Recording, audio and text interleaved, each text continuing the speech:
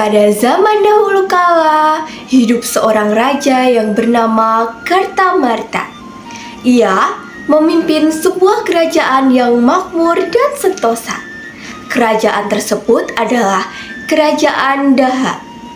Raja Kartamarta mempunyai dua orang putri yang cantik, bernama Chandrakirana dan Dewi Galuh. Mereka hidup berbahagia dan serba berkecukupan.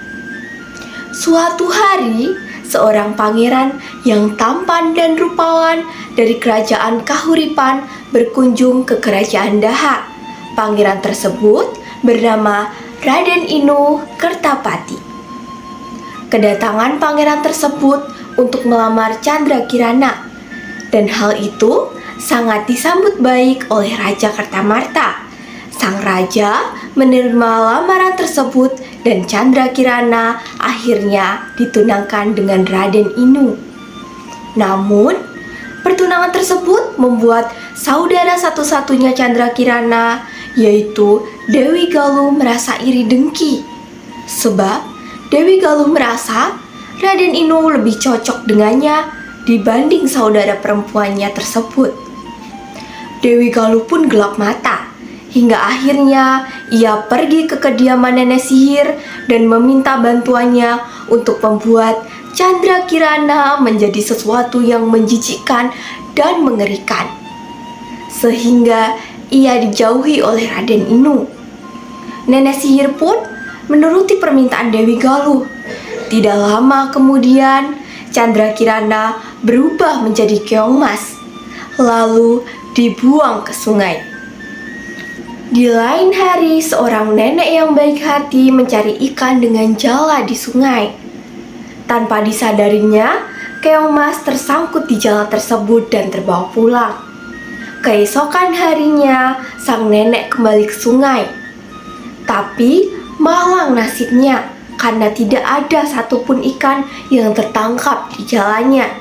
Sang nenek pun lalu pulang dengan perasaan sedih dan betapa kagetnya ia ketika melihat banyak macam makanan sudah tersedia di meja makan.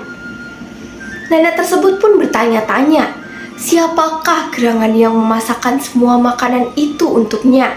Kejadian tersebut terjadi setiap hari, sehingga nenek menjadi penasaran. Pada suatu hari, sebelum pergi ke sungai, nenek mengintip apa yang terjadi di rumahnya.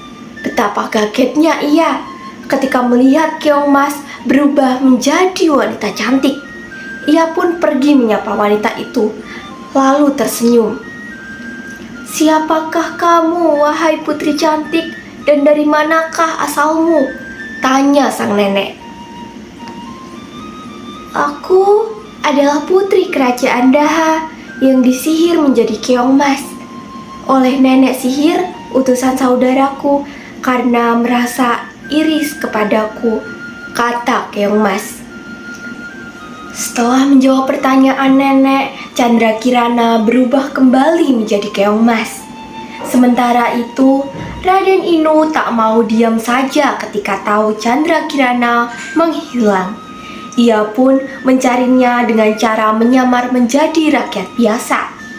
Nenek sihir pun akhirnya tahu dan mengubah dirinya menjadi gagak untuk menyalakai Raden Inu. Raden Inu kaget sekali melihat burung gagak yang bisa berbicara dan mengetahui tujuannya. Ia menganggap gagak itu sakti dan menurutinya. Padahal Raden Inu diberikan arahan yang salah.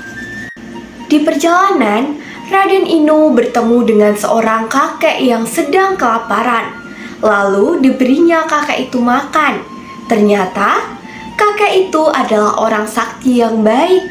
Ia menolong Raden Inu dari burung gagak itu.